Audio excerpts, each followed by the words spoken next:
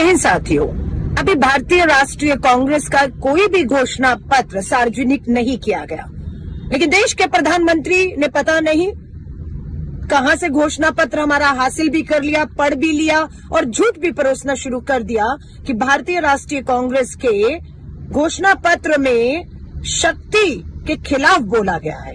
और शक्ति का मतलब प्रधानमंत्री जी के लिए इस देश की मां बहन बेटियां हैं। बिल्कुल, इस देश की हर मां बहन बेटी, साक्षी मलिक, अंकिता भंडारी, बिल्किस बानो, हमारी मणिपुर की आदिवासी बेटियां, बिल्कुल बीएचयू की हमारी पढ़ने वाली आईआईटी की छात्रा जिसके सामूहिक बलात्कारी आपकी पार्टी के हैं प्रधानमंत्री जी, ब्रजभूषण शरण, गंभीर यौन उत्पीड़न के आरोप हमारी बेटियों ने, हमारी शक्ति ने लगाए, आपके सांसद हैं। संदीप सिंह आपके हरियाणा में मंत्री हैं, शक्ति ने, हमारी बेटियों ने यौन उत्पीड़न के गंभीर आरोप लगाए हैं। लेकिन आप शक्ति के खिलाफ जाकर उन्हें बचाने की कोशिश कर रहे हैं क्योंकि वो भाजपा का सांसद है, वो भाजपा का विधायक है, वो भाजपा का मंत्री है। शक्ति के खिलाफ अगर कोई है तो वो कोई और नहीं, भाजपा संघ आरएसएस और प्रधानमंत्री जी आप हैं। नारा बेटी बचाओ का दिया, लेकिन बचाने लग गए अपने अपराधियों को, हमारी बेटियों के दोषियों को, शक्ति के दोषियों को। तो कम से कम आपके मुंह से शक्ति की बात करना आपको शोभा नहीं देता। आपने इस शक्ति को, देश की आधी आबादी को धोखा देने का काम किया है पिछले 10 सालों में। ये 10 साल महिलाओं के प्रति अपराध के तौर पर दशक जाना जाएगा।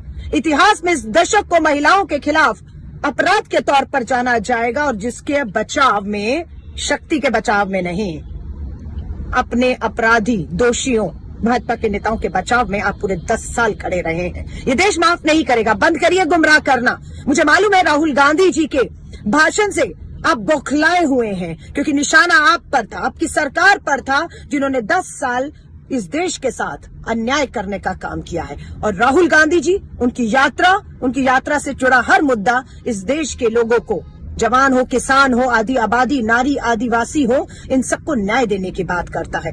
बौखलाइए मत प्रधानमंत्री जी।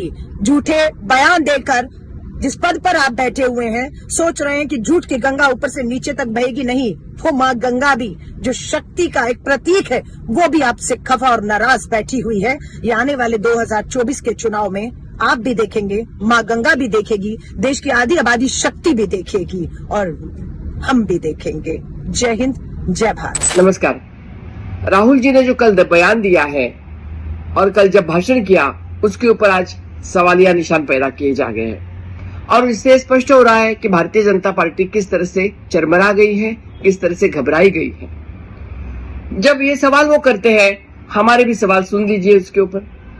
जब हमारी महिला पहलवानों को रास्ते पे घसीट दिया गया था, उनका हक मांगने के लिए जब आई, तो दमनकारियों को घर में रख के उनको तो उन्होंने शेल्टर दिया, उनको आरक्षण दिया, संरक्षण दिया, लेकिन जो हमारी महिला पहलवान थी उनको घसीट के लेके गए रास्ते पे से, उसका जवाब कौन देगा?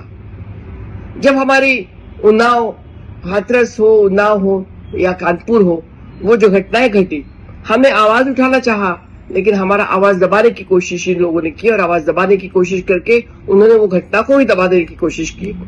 हमारी लड़कियों के ऊपर बलात्कार हुए। इतना ही नहीं तो कुछ लड़कियों को जलाया गया, कितनों को मार दिया गया, उसके ऊपर भी कोई बोल नहीं रहा है।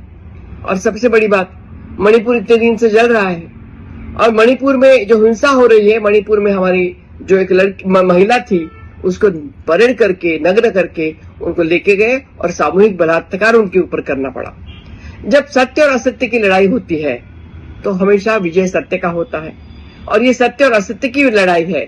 जब द्रौपदी को भरे दरबार में उनका अपमानित किया गया, उनको जो दमन कर दिया गया, तो पूरी सत्ता हंस रही थी, अपने मदधुंध होके हंस रही थी, लेकिन द्रौपदी के बाजू में श्री कृष्ण था, और हमें लड़ाई में आखिर यश तो उनको ही मिला। सत्य में विजय थे। कौन सी मर्यादा के बारे में बात कर रही है भाजपा आज के दिन? किस बात पे धज्जे उड़ाए जा रहे हैं? महिला शक्ति, क्या किया आपने महिला शक्ति के लिए? किसने दिया अधिकार महिलाओं को? 33%। हर गांव में एमपीपी सरपंच बन के आए, किसने दिया? कांग्रेस पार्टी ने दिया। हेलो, याद दिला दूं, पार्लियामेंट में आपने क्या कहा था? एक मर्यादा पुरुषोत्तम राम की जो पूजा करती थी, जिसको चाहती थी शूर्पणखा, उसको आप किस ढंग से बात किए थे? मेरे नाम किससे जोड़े थे आप? ये मर्यादा है। एक देश के प्रधानमंत्री पार्लियामेंट में आके इनसे सीनियरिटी की औरत को एक महिला का मर्यादा नहीं दे सके। एक ही नहीं, कईयों का। मणिपुर में जब मानभंग हो रहे हैं, क्या देश के प्रधानमंत्री ने बात किया? क्या भाजपा पार्लियामेंट में बहस की? क्या वहां कुछ कमिटी बना के आपने जाके देखा? उन महिलाओं से संपर्क किए? नहीं ना।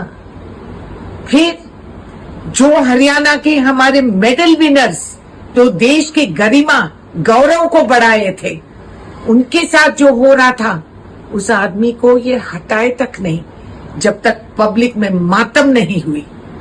किया कुछ नहीं, मेडल्स फेंक दे रहे थे गंगा में, मगर सरकार ने सर नहीं झुकाया। ये गरिमा है महिलाओं की तरफ। भाजपा सरकार और उनके मंत्रियां प्रधानमंत्री के इशारे पे जो नाचते हैं, इनको समझ में नहीं आई कि क्या हो रहा है। घर जाके अपनी बीवियों के साथ और अपने बच्चों के साथ क्या तेवर करते हैं आप लोग? क्या दिखाते हैं कि पार्लियामेंट जाके महिलाओं का बेइज्जती करके बाहर आके छाती पीट पीट के बोलते हैं हम महिला का गरिमा करते हैं। रहने दो, अब की बार 400 पर रहने दो यार। जय हिंद साथियों, अभी भारतीय राष्ट्रीय कांग्रेस का कोई भी घोषणा पत्र सार्वजनिक नहीं किया गया, लेकिन देश के प्रधानमंत्री ने पता नहीं कहां से घोषणा पत्र हमारा हासिल भी कर लिया, पढ़ भी लिया और झूठ भी परोसना शुरू कर दिया कि भारतीय राष्ट्रीय कांग्रेस के घोषणा पत्र में शक्ति के खिलाफ बोला गया है। और शक्ति का मतलब प्रधानमंत्री जी के लिए इस देश की मां बहन बेटियां हैं।